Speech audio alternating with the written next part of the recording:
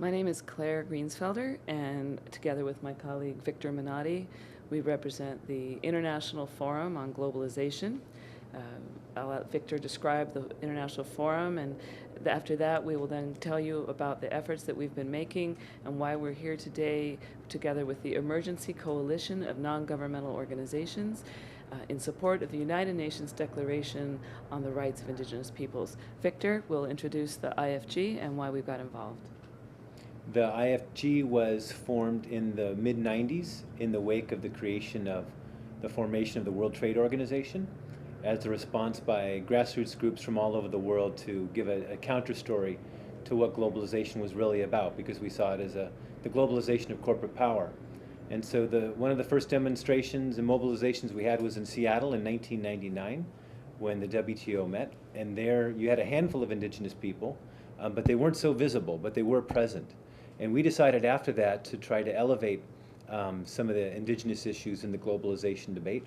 And we got very involved in the declaration, because what we see is that the big picture here is a question of whose rights will global society enforce, and whose rights will be above who else's rights. What we have right now is the rights of the largest corporations who are enforced by the World Trade Organization. And what we see is a different set of rights, a universal rights, some of which are embodied in the UN Declaration Rights for Indigenous Peoples. There's also the human rights covenants, the International Labor Standard protections, all the environmental agreements. These are the rights that should have priority in the international system over the rights of exporters and patent holders and investors in the World Trade Organization.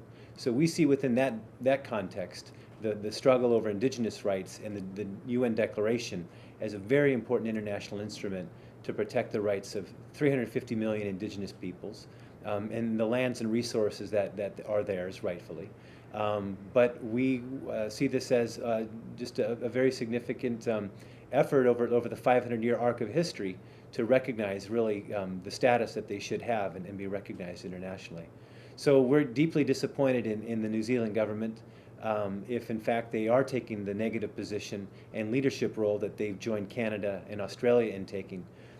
The latest word we have about our own government, the US government, which we know has no pretense of being a human rights leader, never was, and with this administration certainly never will be, the Bush administration, that even they now are considering not voting against it, but abstaining from their vote, which means that New Zealand, who after all these years, or the last year, has carried the US and Canada's water on the issue, would now be out on a limb and voting against this declaration, while the U.S. has pulled back and is keeping silent by abstaining its own voice.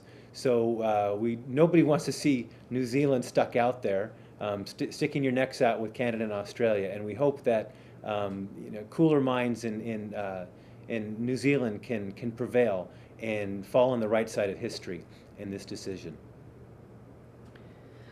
One of the reasons that we at the International Forum on Globalization became involved in actively campaigning for the declaration is that we've spent a number of years researching the effects of globalization on indigenous peoples. We've published a book entitled Paradigm Wars, the globalized, indigenous peoples' resistance to economic globalization, that was co-edited between Jerry Mander and Victoria Tolley-Corpuz, who's currently the chair of the Permanent Forum of the Indigenous Peoples here at the UN. And in that book, we outlined stories of violation of rights of indigenous peoples by globalization of corporations all over the world. We also produced a map with hundreds of examples of the effects and impacts on indigenous peoples by economic globalization. It is a horrendous legacy.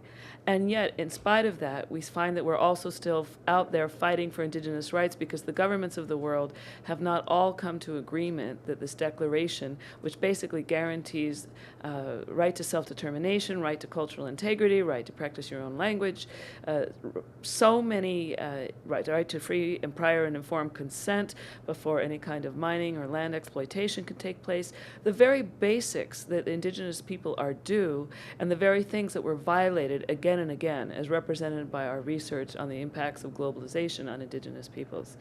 So when the Declaration did not pass last fall, we felt that it was behooved us to get involved and to get the global non-governmental organization community out in support of Indigenous rights, in support of this declaration, to stand behind their brothers and sisters in the Indigenous communities and say that it is not just Indigenous people who are calling for this, but it is the global citizen community that says the time is well come for the United Nations, the highest, most respected governmental body that brings all the nations of the world together, to codify Indigenous rights by passing the Declaration on the Rights of Indigenous People. And to that end, we've been organizing in the non-governmental community. And there are dozens of organizations that have come out today with us to support Indigenous rights and to support the Declaration. The list, I will read a few of them that you may know. We've had the Amazon Alliance, the Africa International Foundation, Trans-Africa Foundation, Amazon Watch, the Arid Lands Institute from Kenya, the Center for International Environmental Law here in the U.S., but it's an international organization, Cultural Survival, Earth Rights International, the Flying Eagle Woman Fund of the U.S., the Four Freedoms Foundation, Friends of the Earth in the United States, Global Exchange, Hawaii Institute for Human Rights, Menotti, Plutonium-Free Future in U.S. and Japan, the Indigenous Environmental Network, the International Funders of Indigenous Peoples, the International Network for Economic, Social, and Cultural Rights, the International Rivers Network, the Missionary Oblates, Justice, Peace, and Integrity of Creation Ministry from U.S. and Italy, Oceana Human Rights, Oil Change International, Oxfam America, Oxfam Australia, the Rainforest Action Network, the Rigoberto Menchú Fund, the Sierra Club here in the U.S., the Solidarity Foundation, Survival International, the Sustainable Energy and Economy Network, Trans-Africa Forum, and the United Nations Association, the East Bay chapter in California. This is just but a small list of many this is just a small list of many non-governmental organizations from around the world who in the next 2 weeks, as this is coming up for a vote on September 13th, will be expressing their outrage to the governments of Canada, New Zealand, and Australia, in particular to Canada and New Zealand, and because we have counted on you in the past to be global leaders on human rights. Canada even sits on the Human Rights Council. These were countries that we could rely on to stand up for and speak out for the downtrodden around the world. We are horrified that we have lost your support on this issue. We are determined to do our best in the next 2 weeks before the vote comes up to convince you to change your mind. If there are any in Canada and New Zealand who have the authority and the right for parliamentary votes who are hearing this tape, we implore you to reconsider your position. We ask you to consider what part of history you want to be remembered by. When the world looks back on who supported the rights of the 370 million Indigenous peoples who are in 5,000 communities and nations spread around the globe, where will Canada's voice and vote be? Where will New Zealand's voice and vote be? We ask you to stand up for your principles, to walk away from this position that you are taking that is appalling and it is hypocritical with the rights and the respect for human rights that you've had for many, many years. We implore you, we ask you, we encourage you to think again and to join with the other nations in the world in supporting the Declaration on the Rights of Indigenous People. They have been trod on for 500 years. The treaties have been broken, the agreements were abandoned, the lands were taken, the rights were trampled, the culture was left behind, and yet they have endured since the beginning of time. Now is the time for us to join with them, and we implore you and ask you to join with them as well. Thank you, and we respect your rights to decide for yourselves, but we know that there's one place where the right vote would come down, and that's in support of the Declaration on the Rights of Indigenous Peoples. And on behalf of the International Forum on Globalization and the Emergency Coalition of Non-Governmental Organizations to defend the Declaration on the Rights of Indigenous Peoples, we call on you to vote yes on that vote. Thank you. Peoples